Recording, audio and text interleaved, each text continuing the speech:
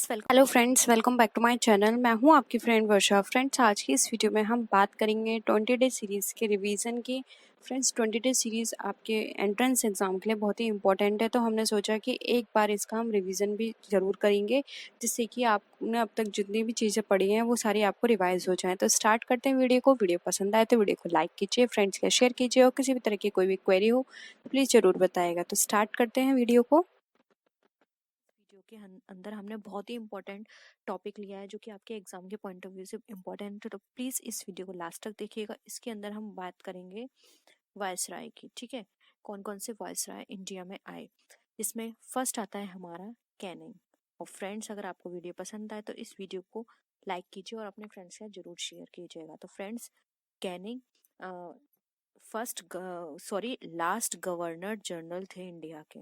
आप नोट कर सकते हैं, last governor general Lord Canning थे, और ये फर्स्ट वायसराय भी थे। First viceroy. ठीक है, आप नोट कर सकते हैं, लास्ट गवर्नर और फर्स्ट वायसराय थे, क्योंकि उसके बाद से गवर्नर की जो वो थी पॉलिसी वो हट गई थी, उसके बाद से वायसराय आए, तो ये फर्स्ट एंड लास्ट थे। नेक्स्ट आता है हमारा lord Elgin first. Lord Elgin first, इनका जो टाइम पीरियड था वो था फ्रेंड्स 1862 से 1863, एक साल के लिए ये बने थे। फ्रेंड्स, इन्होंने क्या किया, इन्होंने जो कार्य किया उसको आप नोट करिए। हाई कोर्ट इन्होंने स्टैब्लिश करवाया इंडिया के अंदर। यानी पहला हाई कोर्ट किसने बनवाया, इस तरह से क्वेश्चन भी आता है, तो वो बनवाया था लॉर्ड एल्विन फर्स्ट ने। ELGIN, लॉर्ड एल्गिन फर्स्ट ने। और ये जो हाई कोर्ट बने थे ये 3 जगह बनवाए थे इन्होंने। कैलकटा, फर्स्ट कैलकटा में था, उसके बाद बॉम्बे। तो अगर फर्स्ट क्वेश्चन आता है फर्स्ट कहाँ बना, तो वो बना था कैलकटा में। बॉम्बे एंड मद्रास, इन्होंने 3 जगह हाई कोर्ट बनवाए थे। तो ये हो गया हमारा लॉर्ड एल्विन सेकंड नंबर, और इनका टाइम पीरियड था 1862 से 1863, तो आप इसको नोट कर लीजिए। इसके बाद जो हमारे थर्ड वायसराय आए वो थे हमारे Lord John Lawrence. Lord John Lawrence, ये हमारे थर्ड वायसराय थे। इनका टाइम पीरियड था 1864 से लेकर 1869। ठीक है, अब फ्रेंड्स, इन्होंने क्या किया, इनका सिर्फ एक काम था और जो एग्जाम में बहुत पूछा जाता है वो है इंडियन फॉरेस्ट डिपार्टमेंट। इन्होंने इंडियन फॉरेस्ट डिपार्टमेंट जो है इसको सेटअप करवाया, और इसका टाइम पीरियड था 1865।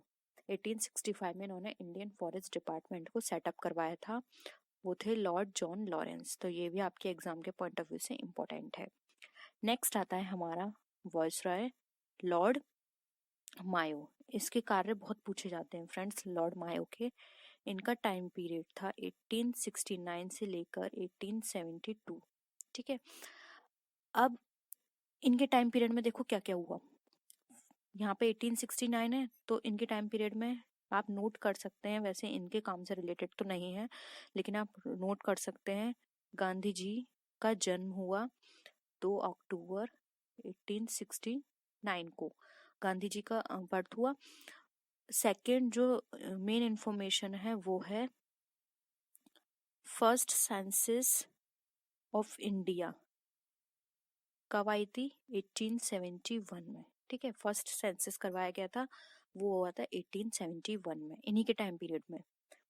थर्ड जो इन्होंने काम किया वो था मायो स्कूल एट अजमेर, यानी इन्होंने स्कूल बनवाए मायो स्कूल अपने नाम से अजमेर के अंदर। ठीक है, मायो स्कूल एट अजमेर। फोर्थ इन्होंने जो काम किया वो था, इन्होंने 2 स्कूल बनवाए थे, मायो स्कूल एट अजमेर और दूसरा बनवाया था इन्होंने Rajkot school eight Gujarat. Friends, ये जो गुजरात का स्कूल था ये इन्होंने बनवाया था सिर्फ प्रिंस और प्रिंसेस के लिए, यानी कि उस टाइम जो भी प्रिंस और प्रिंसेस हुआ करते थे वो सिर्फ इस स्कूल में एडमिशन ले सकते हैं, यानी कि जो भी राजा और रानियां थे सिर्फ उनके बच्चे ही राजकोट स्कूल ऑफ गुजरात में एडमिशन ले सकते थे, और जो अदर था उनके लिए बनवाए थे मायो स्कूल एट अजमेर। तो इन्होंने ये काम किया था। अब हम नेक्स्ट आते हैं फ्रेंड्स। अभी जो मैंने आपके साथ डिस्कस किया मायो, इनसे रिलेटेड एक और इंफॉर्मेशन भी है कि काला पानी की जेल, ये काला पानी की जेल कहाँ है? ये है अंडमान एंड निकोबार द्वीप समूह में। ठीक है, तो यहाँ एक शेर आफरीदी अपनी सजा काट रहा था, मतलब एक इंसान, ठीक है, वो इस जेल में अपनी एक सजा काट रहा था। तो वहां वो भाग गया रास्ते में। अब क्या हुआ, ये उस जेल से भाग गया। तो वहां पर उसी रास्ते में उनको कौन मिले? उनको मिले लॉर्ड मायो। ठीक है, वहां पे कौन था? शेर आफरीदी नाम का एक व्यक्ति उस जेल में सजा काट रहा था, वो उस जेल से भाग गया और वहां पे लॉर्ड मायो उन्हें रास्ते में मिल गए। तो उन्हें क्या किया, उस व्यक्ति ने लॉर्ड मायो को चाकू मार दिया, जिससे इनकी 1872 में इनकी मृत्यु हो गई। तो ये एक इन्फॉर्मेशन भी है, ये आप याद रख सकते हैं, हो सकता है एग्जाम में पूछी जाए। नेक्स्ट हम बात करते हैं जो हमारे वॉइसराय आए इसके बाद, वो थे लॉर्ड लिटन।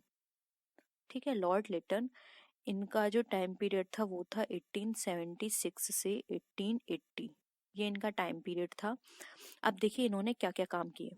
देखिए फर्स्ट जो इनके लिए सबसे ज्यादा इम्पोर्टेंट है, इनको वाइसराय ऑफ रिवर्स करेक्टर भी कहा जाता है, तो आप लिख लीजिए, रिवर्स करेक्टर के नाम से भी ये जाने जाते थे लॉर्ड लिटन।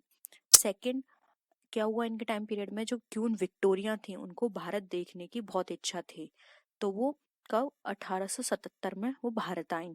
तो दिल्ली दरबार का और वहां पर दिल्ली दरबार का आयोजन किया गया। तो वहां पर उस दरबार में केसरी ए हिंद की उपाधि दी गई थी उनको। ठीक है, तो ये इनसे रिलेटेड है, तो आप इसको याद कर सकते हैं। नेक्स्ट जो इन्फॉर्मेशन है, लॉर्ड लिटर ने, मैं यहाँ लिख देती हूँ, लॉर्ड लिटर ने वर्नाकुलर एक्ट पास करवाया। प्रेस एक्ट है एक, आप नोट कर सकते हैं, वर्नाकुलर प्रेस एक्ट। ठीक है, ये इन्होंने पास करवाया, टाइम पीरियड था ये 1878 में। ठीक है, इसके अलावा इनके और भी काम है, हम कंटिन्यू करते हैं। आर्म्स एक्ट भी इन्हीं के टाइम में पास किया गया, आर्म्स एक्ट इनके टाइम में पास किया गया।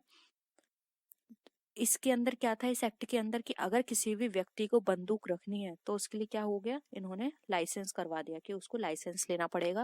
अगर कोई पर्सन अपने लिए बंदूक रखना चाहता है तो रखे, लेकिन लाइसेंस इन्होंने मस्ट कर दिया। नेक्स्ट, सूखा आयोग का गठन भी इनके टाइम पर किया गया, आप नोट कर लीजिए, सूखा आयोग का गठन इनके टाइम पीरियड पर किया गया, 1876 वो टाइम पीरियड था, तो सूखा आयोग का गठन किया गया। और जो किसान थे उस टाइम के, जो भी फार्मर्स थे, उनकी जो भी लगान थी, ठीक है, उनको इन्होंने माफ करवाया, यानी कि इनको किसी भी तरह की लगान नहीं देनी है। ये किसने करवाया? ये करवाया लॉर्ड लिटन ने। और इन्होंने एक और बहुत अच्छा काम किया, इन्होंने जो मैक्सिमम एज थी आईसीएस के लिए, मैक्सिमम एज फॉर, सॉरी अच्छा नहीं था ये काम, क्योंकि इन्होंने इसमें कम करवाई थी वो एज, और ये अच्छा नहीं था। इन्होंने मैक्सिमम जो एज कर दी थी वो कर दी थी 21 साल से लेकर 19 साल इन्होंने एज कर दी थी। तो ये अच्छा काम नहीं था। जो आईसीएस है उसके लिए इन्होंने मैक्सिमम एज कर दी थी कि पहले 21 साल थी, इन्होंने 19 साल कर दी थी। ठीक है, तो ये इनके टाइम पीरियड के काम थे। नेक्स्ट इनके बाद जो वायसराय आए वो थे लॉर्ड रिपन। ठीक है, लॉर्ड रिपन। अब लॉर्ड रिपन का जो टाइम पीरियड था वो था 1818 से लेके 1884, 1880 से 1884।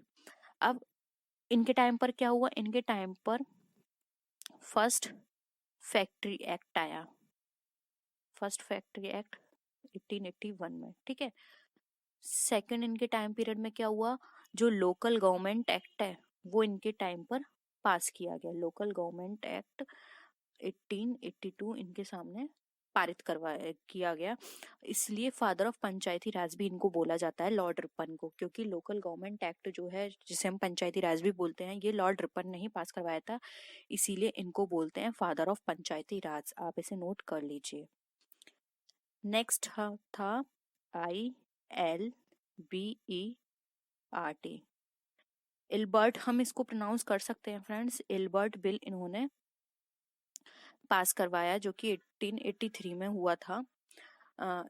इसके अंदर क्या था कि भारतीय जज अब विदेशियों को भी सजा दे सकते थे, लेकिन 6 महीने में वापस भी ले लिया गया। इस बिल के अंदर था कि जो भारतीय जज होंगे अगर कोई विदेशी है तो उसको सजा दे सकते हैं, लेकिन 6 महीने में इस बिल को क्या कर लिया गया, विड्रॉ कर लिया गया। ठीक है, तो ये भी एक इम्पोर्टेंट इंफॉर्मेशन है। नेक्स्ट वाइसराय पे आते हैं। नेक्स्ट था लॉर्ड डफरिंग। लॉर्ड डफरिंग, इनका जो टाइम पीरियड था वो था 1884 से लेकर 1888। ठीक है, ये इनका टाइम पीरियड था। इन्होंने क्या किया, इंडियन नेशनल कांग्रेस की स्थापना की थी इन्होंने। इंडियन नेशनल कांग्रेस की इन्होंने स्थापना की 1885 में at Sanskrit college Mumbai by A.O. Hume. A.O. Hume आप जानते हैं 72 मेंबर्स के साथ इसकी स्थापना की गई थी 1885 में। ठीक है, इनका सिर्फ यही एक है जो कि इम्पोर्टेंट है आपके एग्जाम के लिए। नेक्स्ट वाइसराय पर आते हैं, वो है हमारे लॉर्ड लैंस डाउन। इनका टाइम पीरियड है 1888 से लेकर 1894। ठीक है, ये इनका टाइम पीरियड है 1888 से लेकर 1894।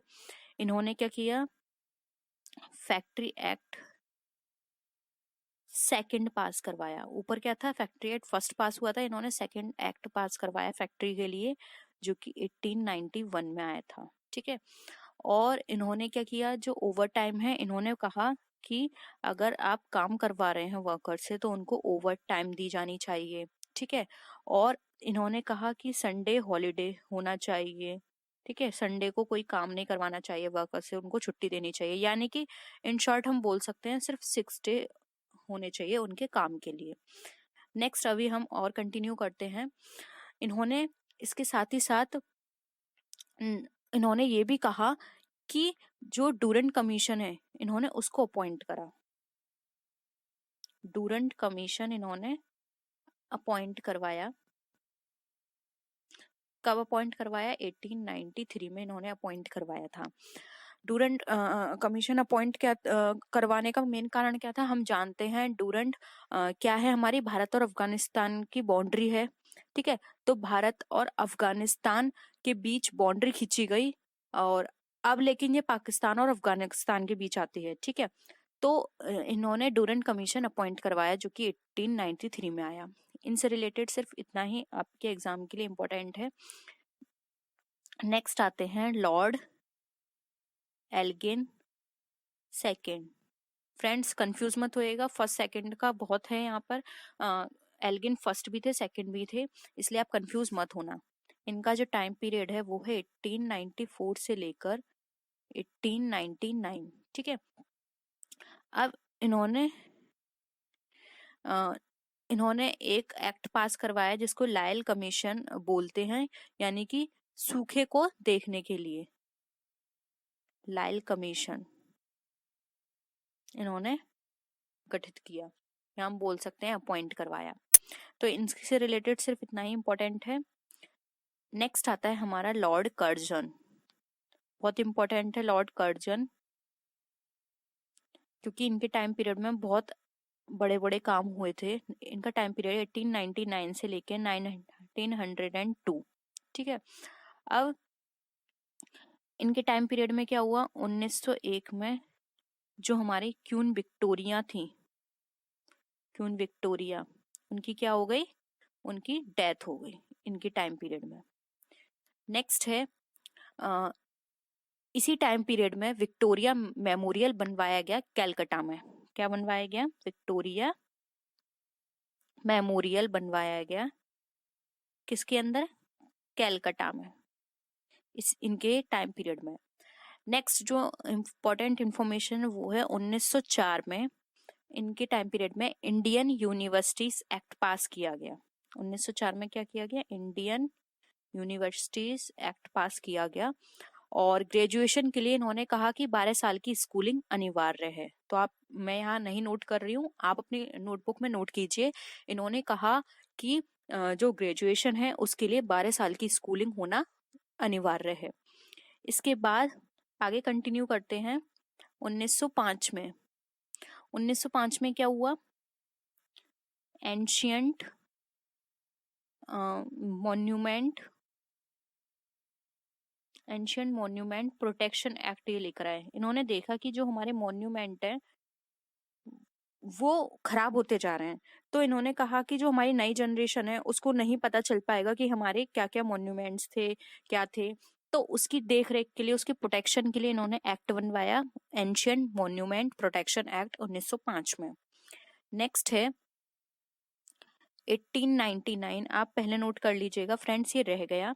1899 में इन्होंने Indian coinage paper currency act बनवाया। क्या? Indian coinage paper currency act बनवाया इन्होंने। उसके बाद 1905 में ही इन्होंने पार्टीशन ऑफ बंगाल, यानी जो बंगाल का पार्टीशन है वो इनके टाइम पीरियड पर ही हुआ था। तो आप लिख सकते हैं पार्टीशन ऑफ बंगाल कब हुआ? 1905 में, यानी कि इनके टाइम पीरियड में बंगाल और ईस्ट बंगाल, ये बंगाल के पार्टीशन हुए दो, एक बंगाल हुआ, दूसरा ईस्ट बंगाल हुआ एंड आसाम। ठीक है। और ये पार्टीशन कब हुआ था? ये हुआ था 16 अक्टूबर 1905 में। तो ये आप इसको नोट कर लीजिए। नेक्स्ट आते हैं Lord Minto second. Lord Minto second, ठीक है। इनका टाइम पीरियड था 1905 से लेकर 1910। ठीक है, ये इनका टाइम पीरियड था। अब 1905 में इनके टाइम, अब आप कंफ्यूज मत होइएगा कि लॉर्ड कर्जन 1905 में partition of Bengal lord Curzon के टाइम पे हुआ था। ठीक है, ये हमारा जो स्वदेशी मूवमेंट है ये भी 1905 में हुआ था, लेकिन ये लॉर्ड मिंटो के टाइम पे हुआ था। तो 1905 में क्या हुआ था?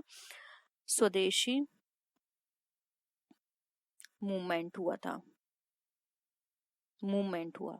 ठीक है, और इस स्वदेशी मूवमेंट में 3 लोग थे, आप इसे याद कर सकते हैं इस तरह से, लाल बाल पाल।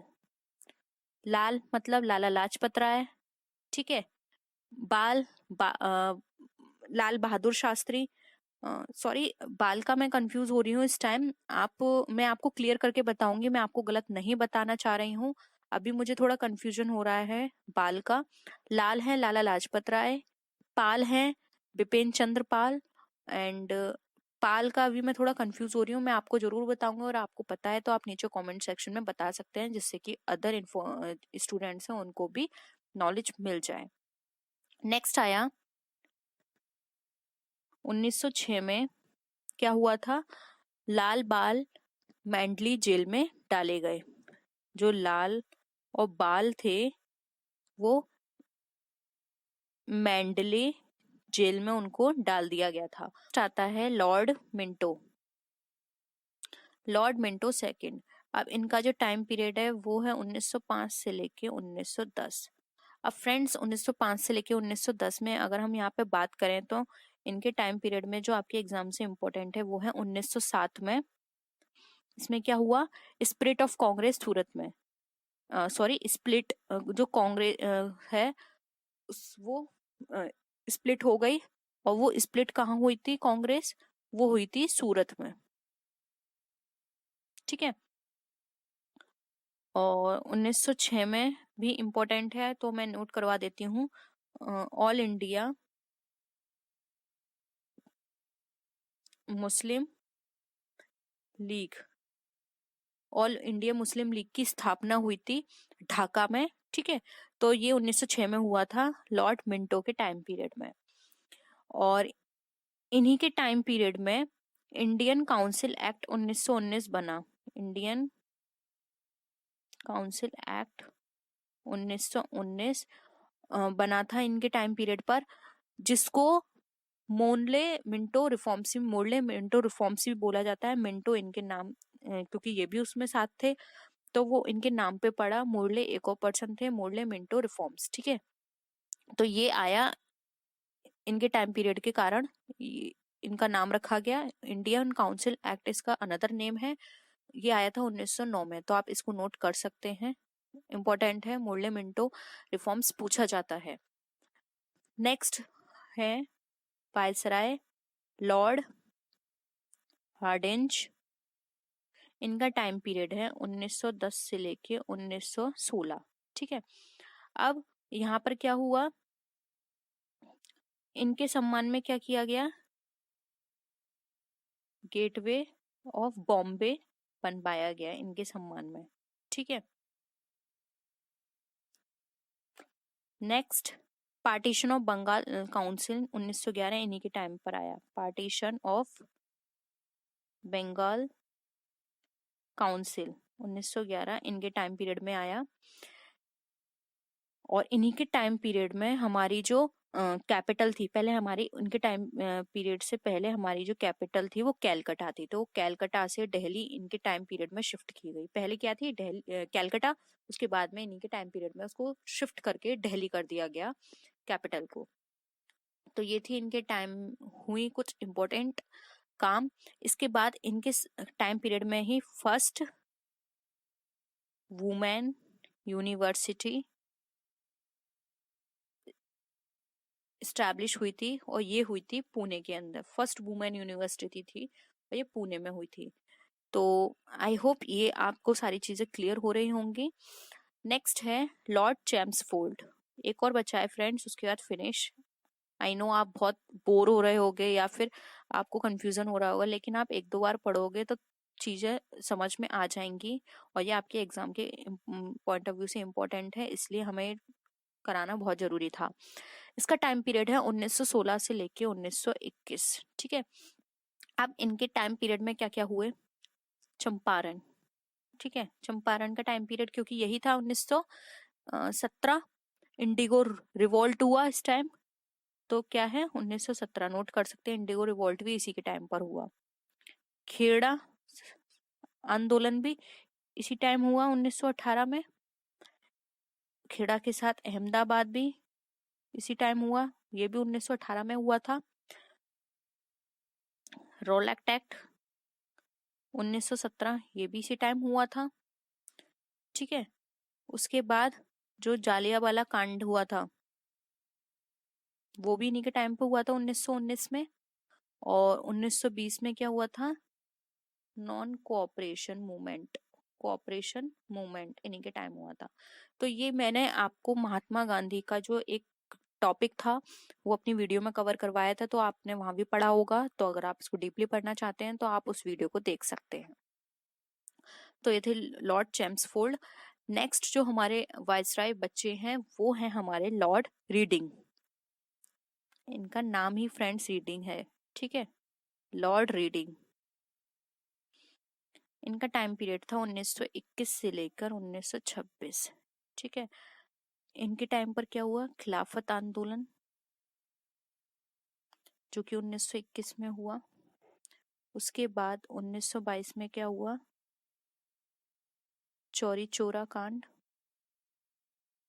उसके बाद 1924 में हुआ चंद्रशेखर आजाद को क्या किया गया था, इन्होंने फांसी दे दी गई थी। चंद्रशेखर आजाद को फांसी दे दी गई थी। इसके साथ साथ कुछ और भी इंफॉर्मेशन है, लेकिन वो आपके एग्जाम से रिलेटेड नहीं है और ना ही आपके एग्जाम में पूछे जाएंगे। तो फ्री में हमने जो टॉपिक लिया है वो है हमारा पार्लियामेंट। फ्रेंड्स, पार्लियामेंट से रिलेटेड आपके एग्जाम में बहुत सारे क्वेश्चंस ऐसे हैं जो कि आज की वीडियो में आपके कवर हो जाएंगे। फ्रेंड्स, फर्स्ट में अगर हम बात करें फ्रेंड्स, तो आप जानते हैं कि पार्लियामेंट का काम क्या होता है। फ्रेंड्स, पार्लियामेंट का काम होता है सेंट्रल लॉज बनाने, ठीक है, सेंट्रल लॉज बनाने पार्लियामेंट का काम है। वहीं अगर हम बात करें स्टेट लेजिस्लेचर की, स्टेट लेजिस्लेचर की, तो इसका काम होता है स्टेट लॉज बनाने। ठीक है, आप नोट कर सकते हैं, सिंपल सा है। अब हम नेक्स्ट बात करते हैं, जो हमारी संसद है, संसद का जिक्र फ्रेंड्स किया गया है हमारा पार्ट 5 के अंदर। आप नोट कर सकते हैं, क्वेश्चन पूछा जा सकता है कि संसद का जिक्र कहाँ किया गया है, तो वो किया गया है पार्ट 5 के अंदर। और अगर आप आर्टिकल नोट करना चाहते हैं कि किस आर्टिकल के अंदर किया गया है, तो वो किया गया है 79 से 122 आर्टिकल में संसद का जिक्र किया गया है। अब फ्रेंड्स, मैं आपको जो डिस्कशन करूंगी वो बहुत ही इंपॉर्टेंट है, तो प्लीज याद रखिएगा उसको। हमारे यहाँ वैसे दो तरह की होती है संसद, यूनिकैमरल और बाइकैमरल। यूनिकैमरल और बाइकैमरल, ठीक है, यूनिकैमरल और बाइकैमरल। अब फ्रेंड्स, यूनिकैमरल वो संसद होती है जहां पर एक ही सदन होता है। क्या होता है? यूनिकैमरल में एक सदन होता है, बाइकैमरल में 2 सदन होते हैं। हमारी कैसी है? 2 सदन वाली है। ठीक है, यूनिकैमरल एक सदन, बाइकैमरल 2 सदन होते हैं। अब 2 सदन कैसे, वो सॉरी 2 सदन यहाँ पे कैसे हो गए? एक हो गया यहाँ पर हमारा लोअर हाउस, फिर हो गया हमारा अपर हाउस। वैसे अगर हम अपने संसद की बात करें तो ये 3 पार्ट्स में डिवाइड होती है। कौन कौन से हैं देखिए फ्रेंड्स, लोकसभा, राज्यसभा और हमारे प्रेसिडेंट। ठीक है, ये हमारी 3 पार्ट्स में है। अब देखिए फ्रेंड्स, जो लोकसभा होती है इसको दूसरे किस नाम से जाना जाता है? इसको जाना जाता है लोअर हाउस के नाम से। राज्यसभा को जाना जाता है अपर हाउस के नाम से। ठीक है, ये अभी हम लोकसभा और राज्यसभा को डिस्कस करेंगे। ठीक है, प्रेसिडेंट इसका एक पार्ट होता है, लेकिन प्रेसिडेंट के बारे में और इससे रिलेटेड इंफॉर्मेशन आपके एग्जाम में इंपॉर्टेंट नहीं है, सिर्फ लोकसभा और राज्यसभा पे आप फोकस कीजिए। इसको हम अगर दूसरे नाम से जाने तो इसको हाउस ऑफ पीपल भी कहा जाता है। ठीक है, लोकसभा को हाउस ऑफ पीपल भी कहा जाता है, और राज्यसभा जिसका दूसरा नाम अपर हाउस भी है, इसको काउंसिल ऑफ स्टेट भी कहा जाता है। आप नोट कर सकते हैं, council of states, council of states भी इसको कहा जाता है। अब ये फ्रेंड्स, ये हमारा टेम्पररी हाउस है, ये टेम्पररी हाउस है। और ये हमारा कौन सा हाउस होता है? ये हमारा परमानेंट हाउस होता है। ठीक है, नोट कर सकते हैं, ये हमारा टेम्परेरी है, ये परमानेंट है। टेम्परेरी ये क्यों है? क्योंकि ये डिसॉल्व हो सकता है, डिसॉल्व हो सकता है, यानी कि कैन डिसॉल्व, ये कांट डिसॉल्व, ये कभी भी डिसॉल्व नहीं होता है। इसके लोग बस रिटायर होते हैं हर 2-2 साल के बाद, लेकिन ये कभी डिसॉल्व नहीं होता है। याद रखिएगा, यहाँ से ये जो भी मैंने आपको डिस्कस किया, यहाँ से 3 से 4 क्वेश्चन बनेंगे। ये पूछ लिया था लोअर हाउस कौन सा है, अपर हाउस कौन सा है, टेम्परेरी कौन सा है, परमानेंट कौन सा है, या फिर राज्यसभा को डिसॉल्व किया जा सकता है या नहीं। तो राज्यसभा को कभी भी डिसॉल्व नहीं किया जा सकता, इसके मेंबर्स हर 2 साल बाद बस रिटायर होते हैं, ये डिसॉल्व कभी नहीं होता है। नेक्स्ट आते हैं, अब एक और क्वेश्चन है जो बहुत इंपॉर्टेंट है और जो पूछा जाता है, वो है फ्रेंड्स की बाइकैमरल कहाँ कहाँ है। तो बाइकैमरल जो है हमारा फॉर्मेट, वो है हमारा 7 राज्यों में। कितने राज्यों में है? टोटल 7 राज्यों में है इस टाइम। कौन कौन से हैं नोट कर लीजिए, यूपी, बिहार, महाराष्ट्र, आंध्र प्रदेश, जम्मू एंड कश्मीर, कर्नाटक और तेलंगाना। ठीक है, ये 7 है जगह जहाँ पे बाइकैमरल हमारा चलता है सिस्टम। अब फ्रेंड्स, अब ये जान लीजिए कि बाइकैमरल सिस्टम में क्या होता है। तो फ्रेंड्स, यहाँ पर बाइकैमरल के अंदर लोअर हाउस होगा, अपर हाउस होगा और गवर्नर होगा। ठीक है, ये सिस्टम है, लोअर हाउस, अपर हाउस और गवर्नर। अब लोअर हाउस किसे बोलते हैं? तो फ्रेंड्स, लोअर हाउस बोलते हैं विधानसभा को, विधानसभा को लोअर हाउस बोलते हैं। अपर हाउस किसको बोलते हैं? अपर हाउस बोलते हैं विधान परिषद को। नोट कर लीजिए, विधान परिषद को। अब फ्रेंड्स, इसको मैं आगे कंटिन्यू करती हूँ। आपने अगर इसी तरह से बनाया तो आगे कंटिन्यू कीजिए। देखिए, लोअर हाउस बताया था मैंने आपको, फिर अब मैंने बताया था आपको अपर हाउस। लोअर हाउस को मैंने क्या बताया था, विधानसभा, और अपर हाउस को बताया था मैंने विधान परिषद। अब आप नीचे नोट कीजिए, इसी के लोअर हाउस के नीचे ये हमारा लेजिस्लेटिव असेंबली भी कहा जाता है, ठीक है, और ये हमारा अपर हाउस कहा जाता है लेजिस्लेटिव काउंसिल, ठीक है। ये हमारा क्या होता है, अगेन टेम्पररी होता है, ये हमारा कैसा होता है, परमानेंट होता है। तो ये हो गए बाइकैमरल से रिलेटेड इंफॉर्मेशन। अब 29 स्टेट्स एंड 2 यूनियन टेरिटरीज हमारी यूनिकैमरल में आती हैं, जबकि हमारी दिल्ली और पौंडीचेरी किस में आती है, ये हमारी उसमें आती है, वो सॉरी, ये 2 यूनियन टेरिटरी जो मैंने बताई थी यूनिकैमरल में, आप नोट कर लीजिए, यूनिकैमरल में 22 स्टेट आते हैं, और जो यूनिकैमरल के अंदर ही 2 हमारी यूनियन टेरिटरीज आती हैं। अब ये पूछा जा सकता है वो 2 यूनियन टेरिटरी कौन सी हैं, तो वो है हमारी दिल्ली और दूसरी है पौंडीचेरी। ये 2 यूनिकैमरल में आती हैं, 22 स्टेट और 2 यूनियन टेरिटरी, आप इसको नोट कर सकते हैं। और अभी अभी अगर हम बात करें फ्रेंड्स, तो 2 राज्य ऐसे हैं जिन्होंने यहाँ पे रिक्वेस्ट की है, बाइकैमरल की रिकमेंडेशन दी है, यानी कि वो बाइकैमरल होना चाहती हैं, तो 2 राज्यों ने इसकी रिकमेंडेशन दी है, अब ये पूरी नहीं हो पाई है, ठीक है। तो वो कौन कौन से हैं, राजस्थान और दूसरा है असम, इन्होंने रिकमेंडेशन दी है बाइकैमरल के लिए। तो यहाँ तक ये हो गया आपका यूनिकैमरल बाइकैमरल से रिलेटेड इंफॉर्मेशन।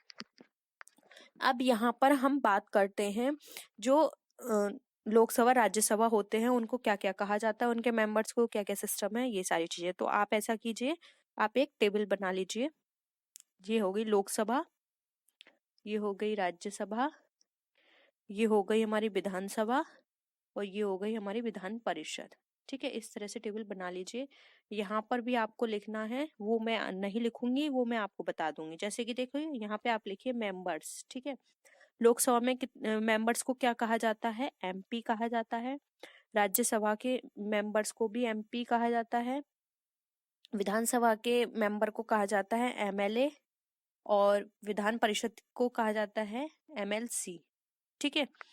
अब मैक्सिमम नंबर की बात करें, यहाँ पर मैक्सिमम स्ट्रेंथ कितनी होनी चाहिए लोकसभा में, तो ये होनी चाहिए 552, इसमें होनी चाहिए 250, इसमें होनी चाहिए 500, और इसमें होनी चाहिए विधानसभा का 1/3, यानी कि 1/3 से ज्यादा नहीं होनी चाहिए। विधानसभा में जितने लोग होंगे उसका 1/3 किस में होगा, विधान परिषद में। तो ये हो गई इसकी मैक्सिमम स्ट्रेंथ।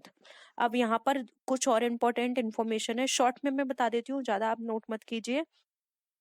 यहाँ पर लोकसभा के अंदर 2 Anglo Indians, 2 Anglo Indians Indians जो होते हैं वो नॉमिनेट किए जाते हैं, किसके द्वारा, प्रेसिडेंट के द्वारा। नोट कर लीजिए, 2 एंग्लो इंडियंस लोकसभा के अंदर नॉमिनेट किए जाते हैं प्रेसिडेंट के द्वारा।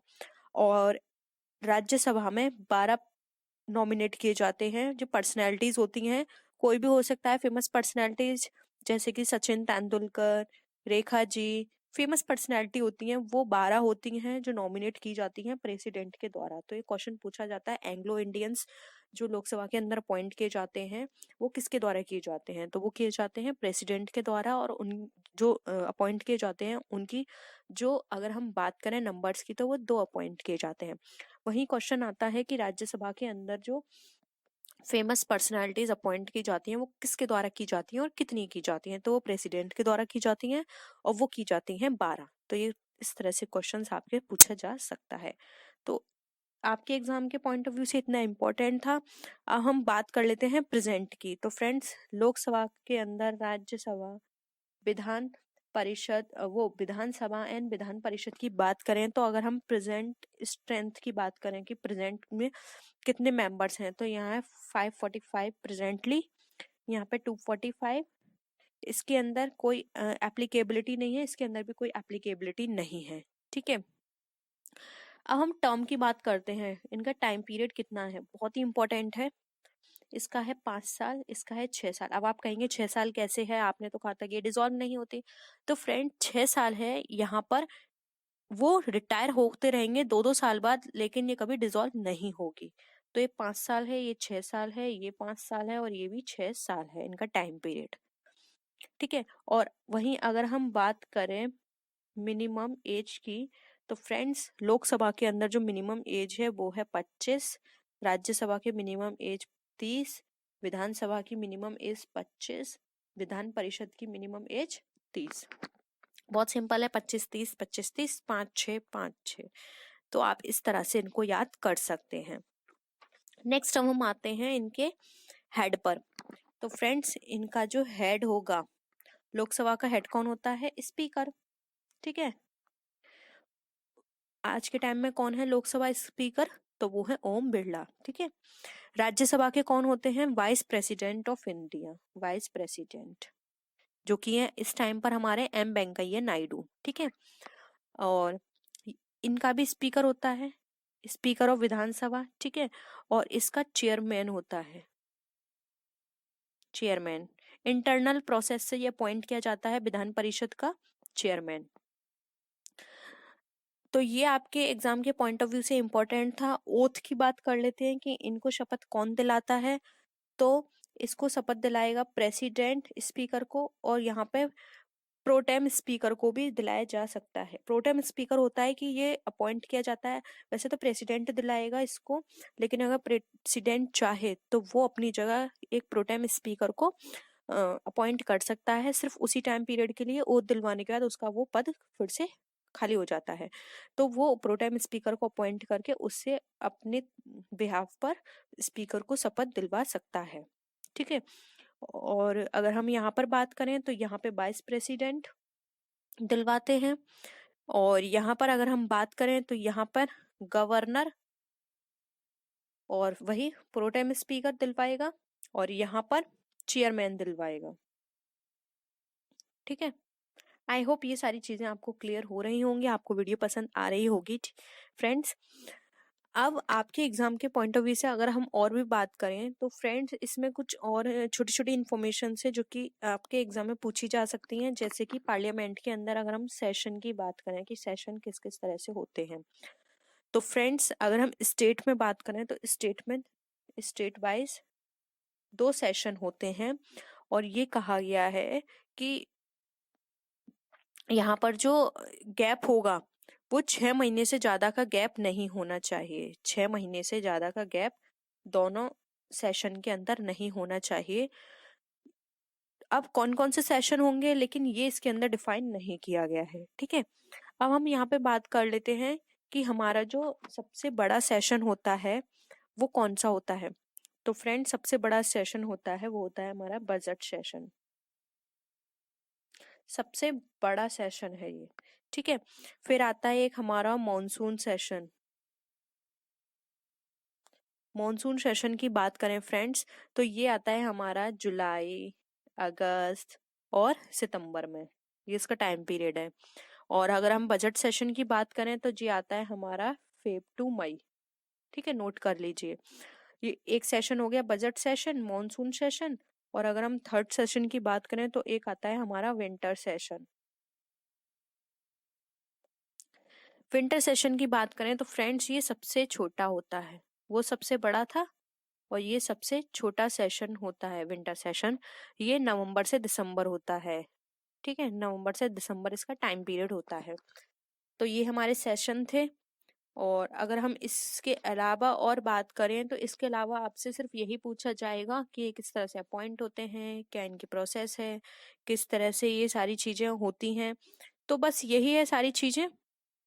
फ्रेंड्स आपके एग्जाम में उपनाम बहुत पूछे जाते हैं कि ये किसको कहा जाता था, तो आज की वीडियो में हम यही डिस्कस करेंगे कि किस व्यक्ति को किस नाम से वो लोकप्रिय हुए, उनका क्या उपनाम पढ़ा। तो चलिए स्टार्ट करते हैं फ्रेंड्स। युग पुरुष, बापू और राष्ट्रपिता, ये सबको पता है। बापू और राष्ट्रपिता महात्मा गांधी जी को कहा जाता है, लेकिन ये नहीं पता होगा शायद कि युग पुरुष भी इनको कहा जाता है। तो एग्जाम में पूछा जा सकता है कि युग पुरुष किसे कहा जाता है, तो ये कहा जाता है महात्मा गांधी जी को। नेक्स्ट है बिहार केसरी। तो फ्रेंड्स बिहार केसरी कहा जाता है डॉक्टर श्री कृष्ण सिंह को। नेक्स्ट है मिस्टर क्लीन। तो फ्रेंड्स मिस्टर क्लीन के नाम से फेमस है राजीव गांधी, तो आप याद रखिएगा mister clean Rajiv Gandhi. Next है बादशाह खान और सीमांत गांधी। फ्रेंड्स, बादशाह खान और सीमांत गांधी उपनाम पड़ा था खान अब्दुल गफ्फार खां का। ठीक है, तो आपको बताना है कि खान अब्दुल गफ्फार खान कौन थे। ठीक है, मैं आपको अपनी 20 डे सीरीज में पहले डिस्कस कर चुकी हूँ कि ये कौन है, आपको बताना है ये कौन थे। मैं यहाँ पे आपको उपनाम बता रही हूँ कि इनका उपनाम था बादशाह खान और सीमांत गांधी। नेक्स्ट है नेताजी। बहुत सिंपल है, ये सब जानते हैं, सुभाष चंद्र बोस को नेताजी कहा जाता था। महामना, ये भी सिंपल है फ्रेंड्स, कुछ आपको सिंपल मिलेंगे, कुछ आपको ऐसा होगा जो आप नहीं जानते होंगे, तो वो आप यहाँ से लर्न कर सकते हैं। महामना कहा जाता है मदन मोहन मालवीय जी को। नेक्स्ट है गुरुदेव। तो फ्रेंड्स, गुरुदेव की उपाधि दी गई थी रविन्द्रनाथ टैगोर जी को। ठीक है, गुरुजी, गुरुजी कहा जाता था MS गोलवलकर को। ठीक है, नेक्स्ट है जननायक। तो फ्रेंड्स, जननायक कहा जाता था कर्पूरी ठाकुर जी को।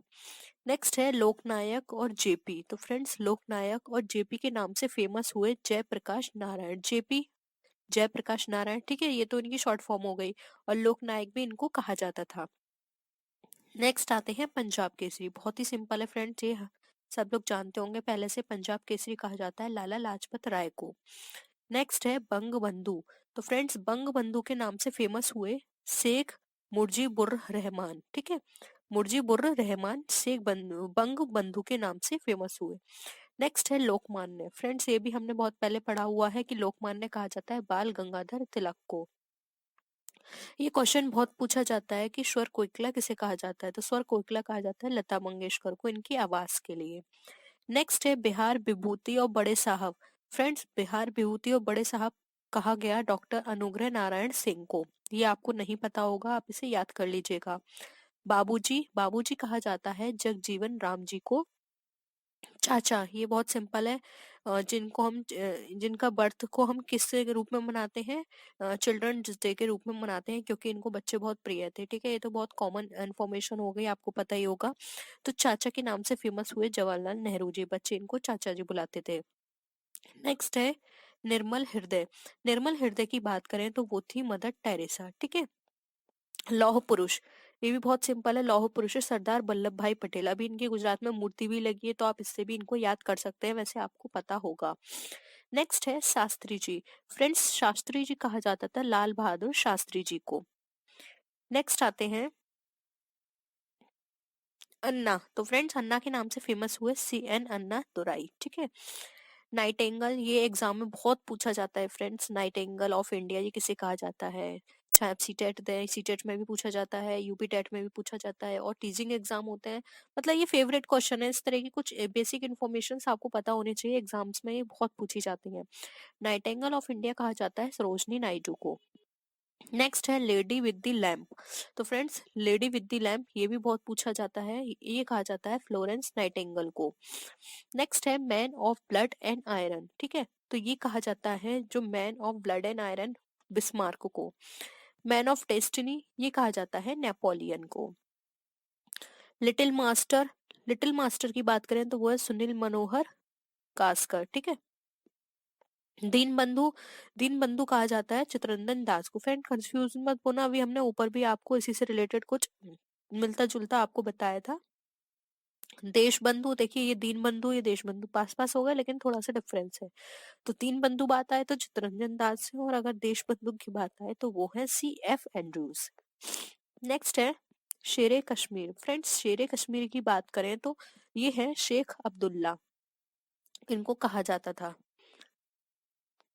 नेक्स्ट आते हैं वयोवृद्ध पुरुष। फ्रेंड्स, वयोवृद्ध पुरुष कहा जाता था दादा भाई नौरोजी को। ये पूछा जा सकता है, देश रत्न ये भी एग्जाम में बहुत आता है, तो ये देश रत्न कहा जाता है डॉक्टर राजेंद्र प्रसाद जी को।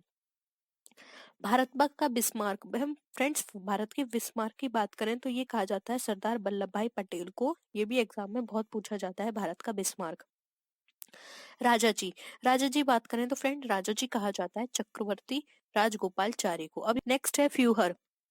फ्यूहरर कहा जाता है हिटलर को। ये पूछा जा सकता है फ्रेंड, फ्यूहरर हिटलर को कहा जाता है। हॉकी का जादूगर ध्यानचंद, जिनके नाम से ध्यानचंद पुरस्कार भी। ठीक है, नेक्स्ट आता है उड़न परी, तो ये कहा जाता है पीटी उषा को, ठीक है, उड़न परी इनको कहा जाता है। तो इसी तरह के आपके एग्जाम में ये इंपॉर्टेंट है, आप इनको लर्न कर सकते हैं, अपने नोटबुक में रखिए इसको नोट करके, क्योंकि ये आपके आगे तक काम आएंगे, ठीक है। उसी तरह की और भी कुछ इंपॉर्टेंट इन्फॉर्मेशन है, जैसे कि महत्वपूर्ण सीमाएं हो गई फ्रेंड्स, या फिर कुछ व्यक्तियों की समाधि स्थल हो गए, संसद के नाम हो गए, वो भी मैं आपको नेक्स्ट वीडियो में कराऊंगी। तो फ्रेंड्स आज के लिए इतना ही। आई होप आपको वीडियो पसंद आया होगा। वीडियो पसंद आया तो वीडियो को लाइक कीजिएगा, अपने फ्रेंड्स के साथ शेयर कीजिएगा। किसी भी तरह का डाउट हो तो आप नीचे कमेंट सेक्शन में लिख सकते हैं। तो फ्रेंड्स हम नेक्स्ट वीडियो में आपसे फिर मिलते हैं और भी अच्छी वीडियोस के साथ। तब तक के लिए बाय बाय।